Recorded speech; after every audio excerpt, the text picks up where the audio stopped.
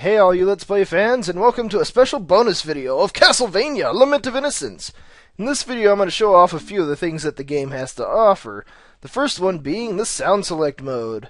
Now how you get this mode activated is you need to beat the game once, and then when you start a second game and go into Ronaldo's shop, you can actually buy a music box off of him. Now, you might have saw that as I played through the Let's Play and go to his shop to buy things.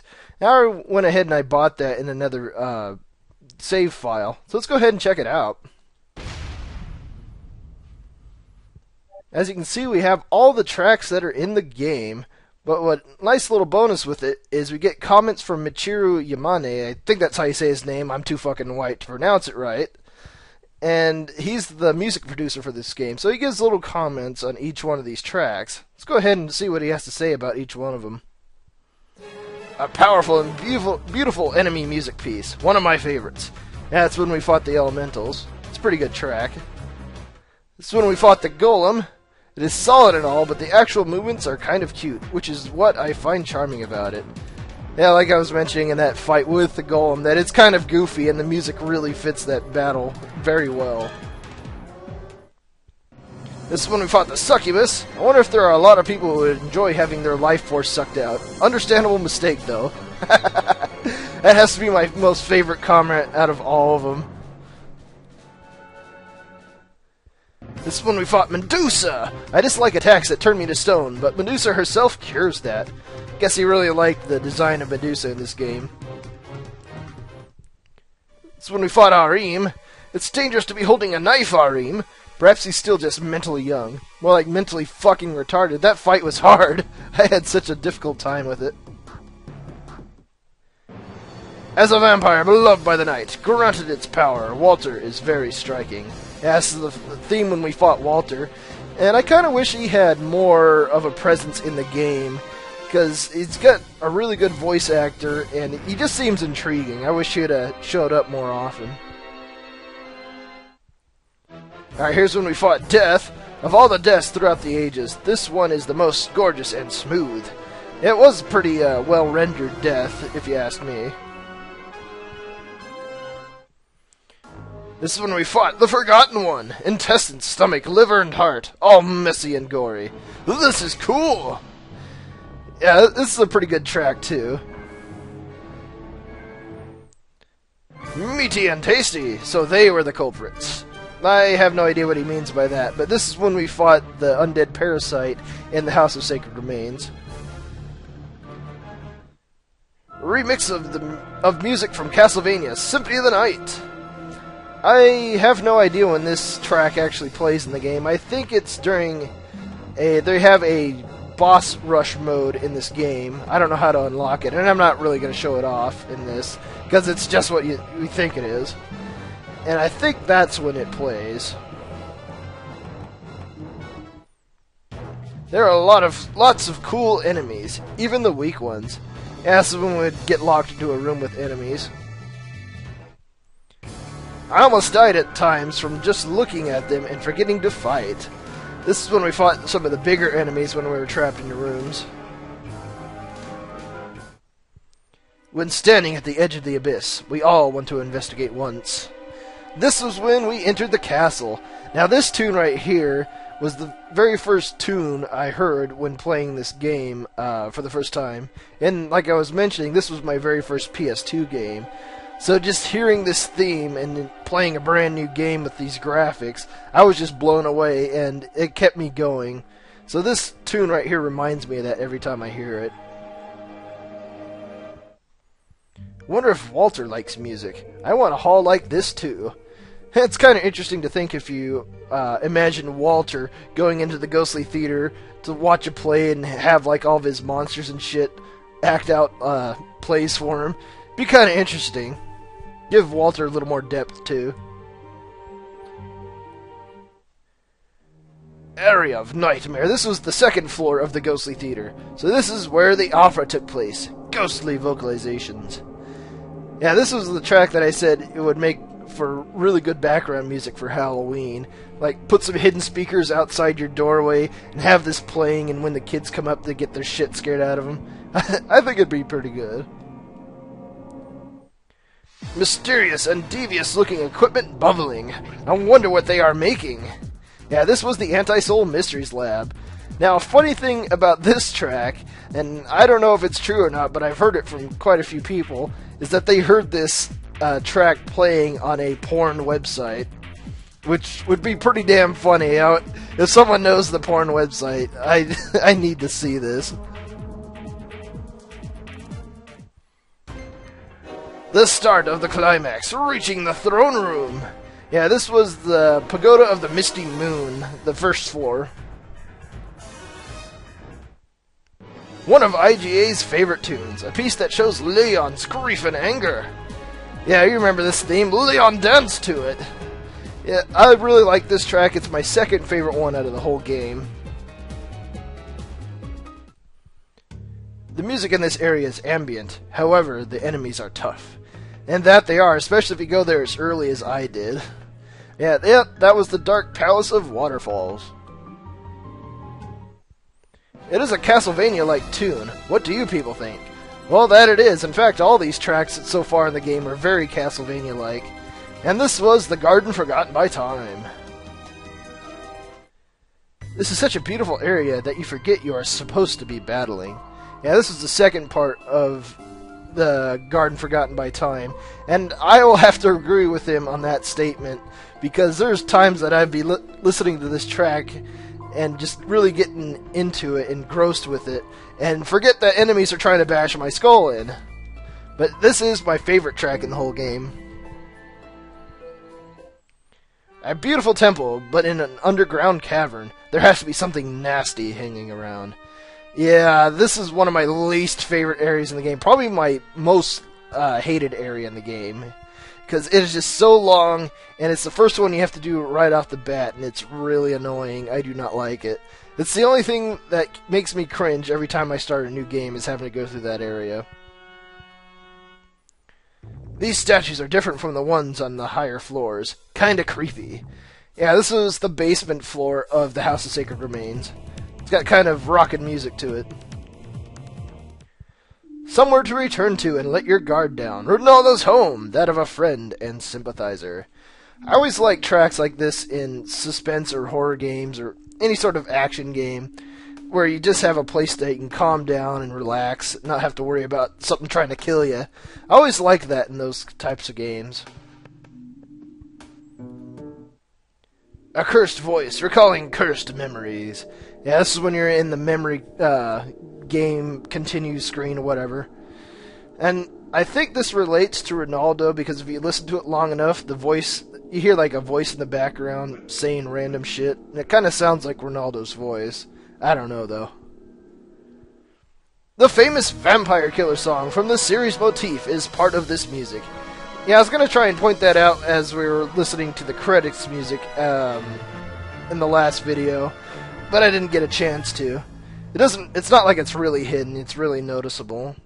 But yeah, that is all the tracks in the game.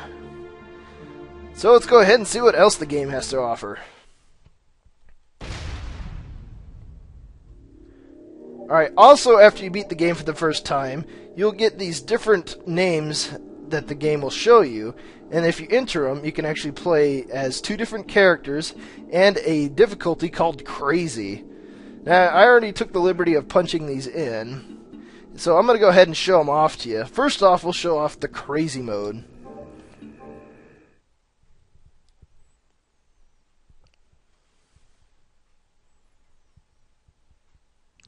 Now, Crazy mode starts off like any other normal game for Lament of Innocence. The cutscene wasn't there because I already made the game and it cuts out the cutscene.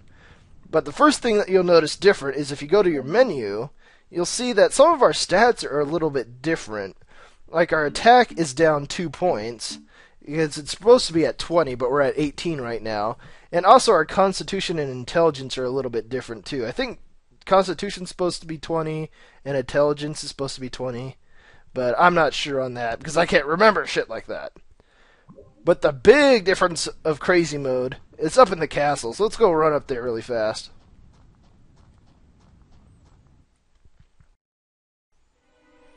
Alright, here we are in the castle. You can see nothing too different so far, right? So let's go ahead through that training area that I went through the first time. Yeah, see, there's nothing in this game. It's easier than shit. I don't know what they're talking about crazy mode being difficult. Yeah, there's a marker stone. Who bothers picking that shit up anyways? Yeah, easy peasy so far, right? Let's keep going forward then. I don't need any more marker stones, any of that shit. Let's just keep rolling. Are you kidding? Just skeletons. Get out of town with that shit. Ow. How dare you hit me with your bones, sir? Hey, I got a new technique. Yay! That was not... Oh my god! Are you serious? That is a fucking Dolahan. This early in the game, and there's fucking skeleton swordsmen. Holy shit. One of the things you'll notice right off the bat is every one of the enemy's attacks in this game will break your guard. So that's why I was saying you want to learn how to do perfect guards as early as you can. You want to try and master them because everything will knock you out of your perfect guard. Ow! And everything hurts! The enemies are also a little bit different. Some enemies will be able to track onto you easier. Some enemies will also have added attacks. So it can be quite a dangerous mode. Let's take this dickweed out. Ow! Look at that. Ow! Look how much damage he's causing to me. Like I said, with this guy you want to try and get him to use that flame shield attack. Oh, let's see if... Block that shit. Oh, come on. You know you want some. Ah, there we go. Sneak up behind him. Ow! Need a potion. Yeah, another thing that makes this mode hard is unlike the regular mode where you can carry up to 9 items, in crazy mode you can only carry up to 5. So it gets pretty insane. Oh my god, I took that guy out. I'm in pretty bad shape though. So let's just move along through here. Oh my god, let's not do this again. Alright, there we go. I'm not gonna have some tough shit going on, going across those again. Are you serious? There's fucking ogres in here.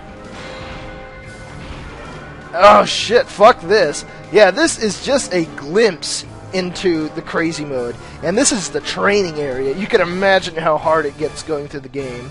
But if you manage to beat it on crazy mode, you get like your own little special achievement. You'll have a different screen on there. It says you're like the god of Castlevania. But I might come back to it later on, who knows, to do crazy mode. Depends on how much I've been drinking. Alright, let's go ahead and show off Arim next. Alright, this is Arim. As you can see, he already starts out with his own movesets and button combinations. He's kind of difficult to use. As you can see, got different sword throws. You can change your stance. But he can use magic as well. And the way you get magic is by damaging enemies. And it will slowly build up your MP meter. Yeah, you got this stance right here where the swords circle around you, and you can do like slashing attacks. And if you hold down the square button, you can do a charged slash attack. Now if I hit triangle, that'll switch the stance to this mode, and you can do stabbing attacks like this. You can also charge up your sword that way too. Now the thing with Arim is, if I press the start button, you see he has no menu. So there's no way to heal himself or equip anything. So you're pretty much only way of healing is to go to save points or to pick up HP max ups. Now instead of having relics or all that throughout the areas, you'll instead pick up defense ups, attack ups, and HP ups, MP ups, and all that shit. So this guy, he's rather hard to play as. I've never beaten the Forgotten One with him, because I suck at doing that. But you get your own special ending with him if you manage to beat the game. It's nothing too spectacular, though. Alright, let's go ahead and show off Pumpkin next. Alright, and this is Pumpkin. And walking around, and you can see him. Yeah, you can tell he's supposed to be like a comic relief character. He's pretty damn funny. But unlike Arim, you can actually go into the menu, and you can see it has Leon's name crossed out, and you can see Pumpkin down there on the left side of the screen.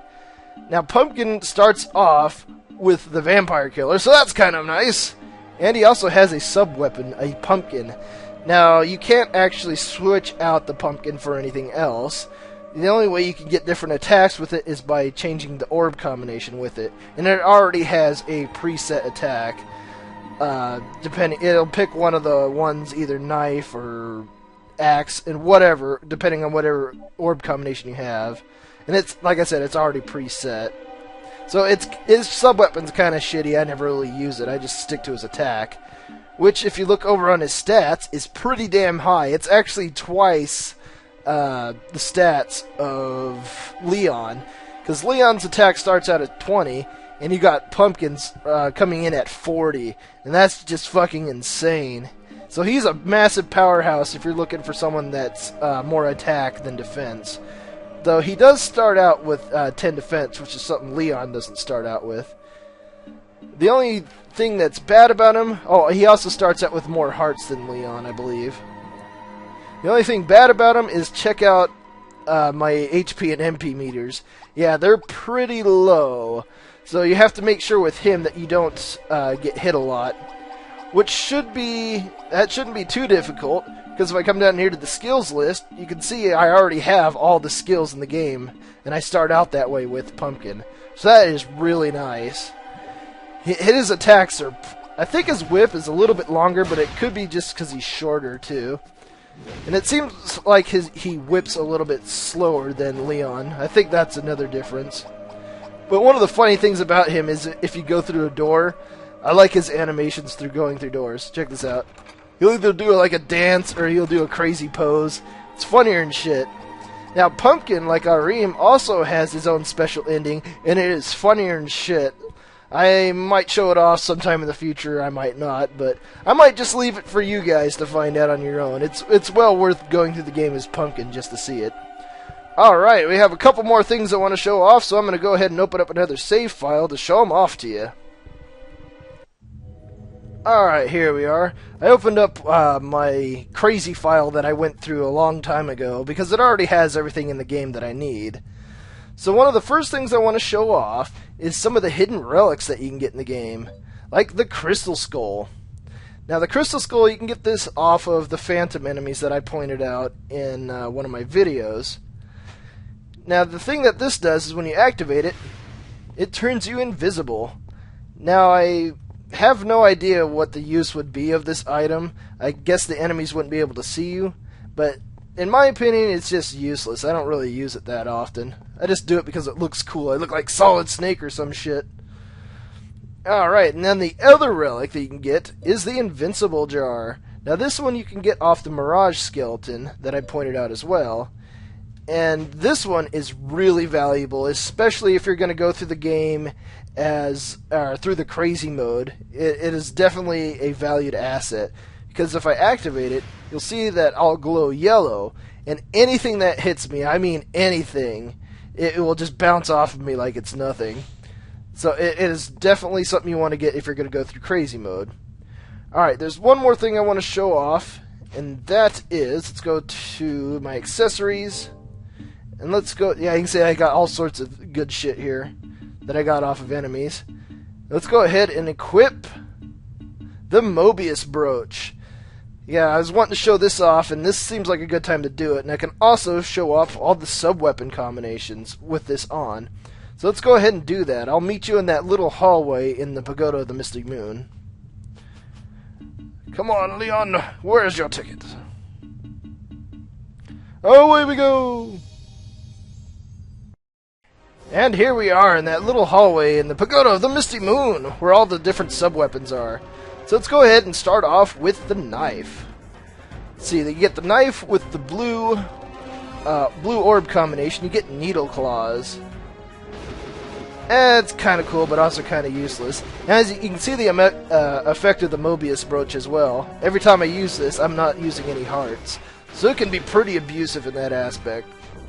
Alright, with the green orb, we get the Force Cannon, one of my favorites. And with the yellow orb, we get Astro Knife. I think these circle around you and attack enemies, they home in on them. It's kind of useless, I don't like it. And with the white orb, we get the Spread Gun. Of course, you know that is my favorite one. With the black orb, you saw just a little glimpse of it, was the Blade Serpent. This one's pretty damn cool. It'll slice through all the enemies in the room. And so that one might be good if you like it, but it comes at a pretty steep price of hearts. I think it's something like 12. Alright, with the red orb, we get Triple Dagger. Does just what you think it does. You throw 3 daggers at a time. Kind of useless. And with the purple orb, we get Magic Missile. Yeah, these will track on enemies that are in the room. Can be good, also kind of useless. I don't like it that much. Alright, let's move on to the axe next. Okay, axe with the blue orb, we get Spinning Edge. Now this one I kind of like. I will sometimes use it, but I usually like sticking with the Holy Water. Alright, with the green orb, we get High Speed Edge. This one can be good for just cutting through enemies if you want to get to the other side of the room. It has sort of like a defensive purpose. I've used it in crazy mode for that reason. Alright, with the yellow orb, we get Spirit Ripper. This one, I don't like it. It sucks. I think those will track on enemies as well. Alright, with the white orb, we get this. What the hell is that called? Axe Trap. Where these will circle around you. Well, they'll circle around in the spot that you activate it, so it is kind of crappy. Alright, with the black orb, we get one of my favorite combinations, just because of the comedy of it. Let's check that shit out. Leon starts doing kung fu shit with his kicks and everything. I like doing that just for comedic value sometimes. Alright, with the red orb, we get Spiral Edge. No, Spiral Axe. It'll just shoot axes out in a circle around you. Kind of crappy. And with the purple orb, we get Axe Tornado. Does the same thing as the Axe Trap does, but it doesn't really stick around that long, so I never use it. Alright, let's move on to the Holy Water next. Holy Water with the blue orb gets Energy Gazer. I've used that one before. That one's really good if you want to attack an enemy across the screen, because it'll kind of juggle them up into the air at the same time. Alright, with the green orb, we get Flame Sparks. I've used this one before, I believe. And also, the Doppelganger uses this attack as well. It can be good. Alright, with the yellow orb, we get Holy Symbol. Probably one of the crappiest sub-weapon combinations in the game. It leaves like a trap on the floor. Alright, with the white orb, we get the Aqua Disc. Now this one, if you just press the button, it doesn't seem like it does much. But this one, you actually hold down the circle button, and you can extend it out, and it will use hearts the longer you hold this down. This one's kind of useless. I can never seem to get it to hit. Alright, with the black orb, we get Energy Wave. This one, it's kind of like an upgraded version of the Energy Spark, but I never really use it. I don't like it that much. Alright, with the red orb, we get Roaring Flames. I've used that one before. Really good defensive sub-weapon combination right there. And with the purple orb, we get Cross Blazer. This is another attack that the Doppelganger used. This one's really useless because it only attacks in 4 directions, and a very limited distance, too. Alright, last but not least, we'll move on to the Cross! The Cross with the blue orb, we get Divine Cross. It'll have this cross that will be out in front of you, and it can be kind of good. You can run enemies into it, but you have to get pretty close to them to make effect of that. Alright, with the green orb, we get Holy Light. This one is actually pretty damn good. I don't know why I didn't use this one. But if an enemy's weak versus holy, you can shoot a cross out at him, and it can be pretty damaging to him. Alright, with the yellow orb, we get Grand Cross. Yeah, you might notice this effect from Symphony of the Night. It looks just like Holy Cross does. It's a nice little throwback right there. Alright, with the white orb, we get Aegina. Now, this is another one, if you hold down the circle button, it will extend its usage. As you can see, it'll shoot electricity out. This one's kind of useless. I don't really like it that much. Alright, I'm going to save the black orb for last because that one's kind of cool. Alright, with the purple orb we get Michael's sword. This one can actually be really good if it hits the enemy. The only problem is it doesn't seem like it wants to hit the enemy most of the time. So I don't like using it, and especially since it has a steep heart cost. Okay, with the red orb we have Double Cross. Yeah, just as crappy as it sounds. And with the black orb we get 6 Saints. I'll have to wait for this to wear off. Oh, that's right, I didn't show off the... Where is it in here? Oh, the crystal. I did not show off the crystal yet either. So let's go ahead and show off 6 Saints. Now this is probably the best sub-weapon combination, because these crosses will shoot out these different homing attacks, and they will... I think they have like 100% accuracy too. The only problem is, the only time you'll be able to use this is against the fight with Walter. And if you do use it against him, you can waste him pretty damn fast. But I don't like being that cheap in that fight, because you saw I took him down really easy. Alright, so let's show off the crystal, last but not least. Alright, with the blue orb we get Hail Crystal. Kinda useless. With the green one you get Drainstone. I think every time this hits an enemy, it'll transfer HP to you. And I was using this a lot in crazy mode. I found it pretty helpful. Alright, with the yellow orb we get Satellite. It's kind of useless because they just circle around you like that. Doesn't really do much for defense. Alright, wait for him to go away. And with the white orb, we get one of my favorite sub-weapon combinations, just for the spectacle of it, is Judgment. Yeah, it can be pretty good if it hits the enemy. The only problem is I think the beams are randomized. I'm not sure. Alright, with the black orb, we get Vanish Storm. I think that can be good. I've never really used it, though. Besides, there's a lot better sub-weapon combinations than that out there. Alright, with the red, we get Mash Crystal. And this creates like a trap, like a bomb trap. If an enemy gets hit by it, it'll damage him. And you can kind of chain them together, too, to make like a chain bomb effect. Alright, last but not least, with the purple orb, we get Shatter Plane. Oh yeah, that one's awesome. This one is really good against those Fleamen and Death Reapers, because as long as they are on the screen and you use this, they will get damaged from it. Even though I think the Death Reapers have like a strength versus crystal, so it might not cause a lot of damage, but it'll definitely help you out and maybe stun them for a little bit so you can hit them with your whip. But yeah, that is everything I have to show off in the game. I was going to show off the bestiary, but I figured it would have been boring, and if you guys really want to see it, you can just check out the Castlevania wiki, because we'll have all the enemies listed there, as well as their descriptions and what they carry. I just figured it would take too long to explain it all to you guys and show it off. But that is it. That is everything in Castlevania, Lament of Innocence. Hope you guys enjoyed this LP. So this has been Baltus MC saying Godspeed in the gaming world, and stay tuned for more Let's Plays to come.